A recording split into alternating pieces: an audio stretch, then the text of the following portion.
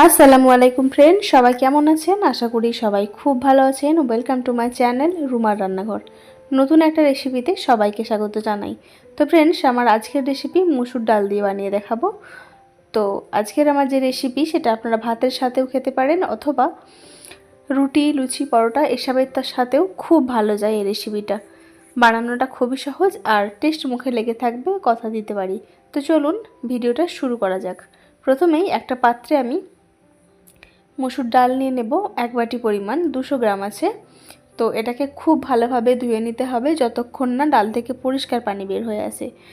তো এবারে আমি একটা পাত্রে কিছুটা পরিমাণ পানি নিয়ে এটাকে ভিজতে দিয়ে দেব প্রায় 2 ঘন্টা মতো।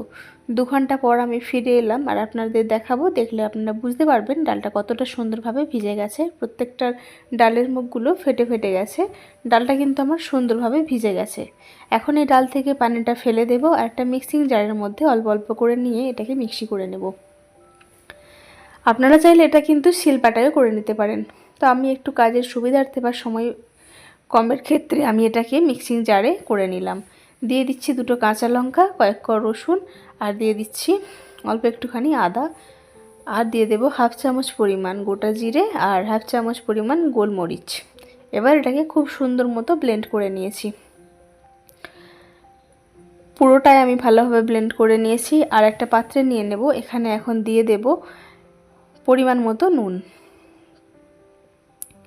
এবার এই নুনটাকে দেওয়ার পরে খুব ভালোভাবে এটাকে ফেটিয়ে নিতে হবে।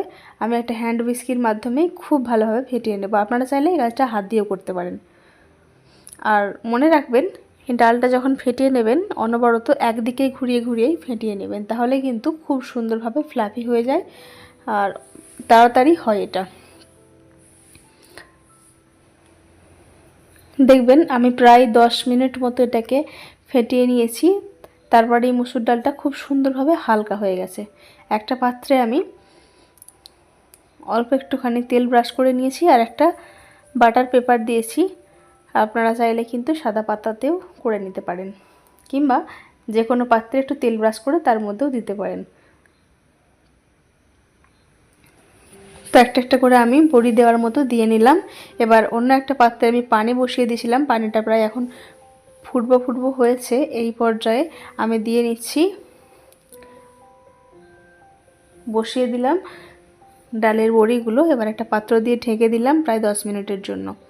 এইখানে একটা পাত্রে আমি পেঁয়াজ বাটা নিয়েছি, 3টে মিডিয়াম সাইজ পেঁয়াজ বাটা নিয়েছি, আদা, রসুন আর কাঁচা লঙ্কা বেটে নিয়েছি, আর নিয়েছি এখানে টমেটো পিউরি। 2টো টমেটোকে ভালো করে পিউরি করে নিয়েছি।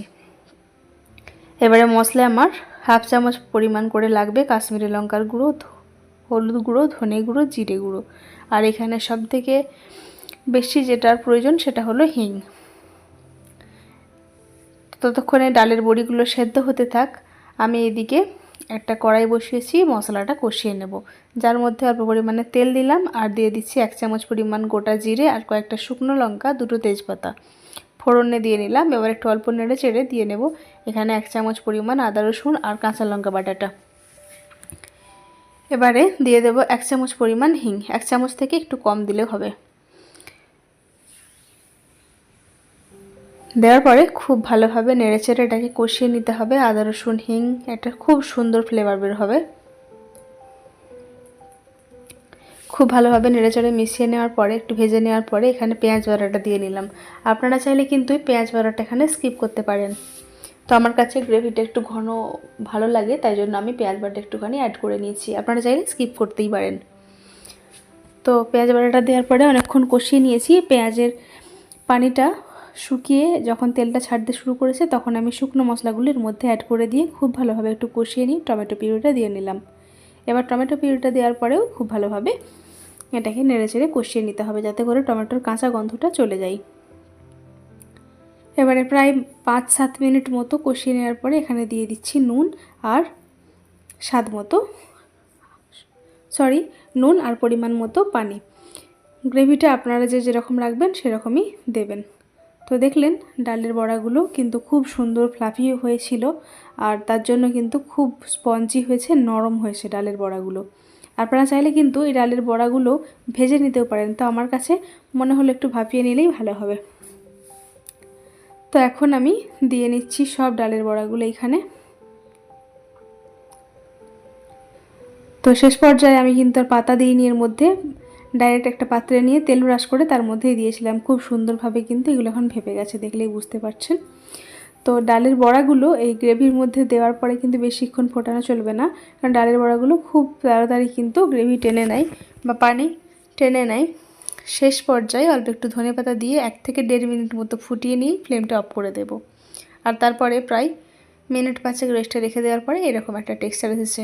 দেখে আপনারা বুঝতে পারছেন সুন্দর একটা টেক্সচার এসেছে, দেখতেও সুন্দর লাগছে, খেতেও খুব ভালো হয়েছিল। তো ঝালটা কিন্তু আপনারা যে যার পরিমাণ মতো দেখে নেবেন, ঝালটা কিন্তু একটু বেশি হয়ে গেছিলো। তো এই ছিল আমার আজকের রেসিপি। আপনাদের কাছে কেমন লাগলো? যদি ভালো লেগে থাকে অবশ্যই একটা লাইক কমেন্ট শেয়ার করে দেবেন। ভিডিওটা যদি ভালো লেগে থাকে সবার সাথে শেয়ার করার চেষ্টা করবেন। যদি চ্যানেলটা সাবস্ক্রাইব করে না থাকেন অবশ্যই আপনাদেরকে অনুরোধ করছি চ্যানেলটাকে সাবস্ক্রাইব করে নিয়ে পাশে থাকবেন। দেখা হবে আপনাদের সাথে পরবর্তী নতুন একটা ভিডিও নিয়ে। নতুন ভিডিও দেখার আপনাদের আমন্ত্রণ রইল। আপনারা ভালো থাকবেন, সুস্থ থাকবেন, সাবধানে থাকবেন। ডেসক্রিপশন বক্সে লিংক দিয়ে রাখবো, আপনারা চাইলে কিন্তু ইউটেন্সিলগুলো কিনে নিতে পারেন।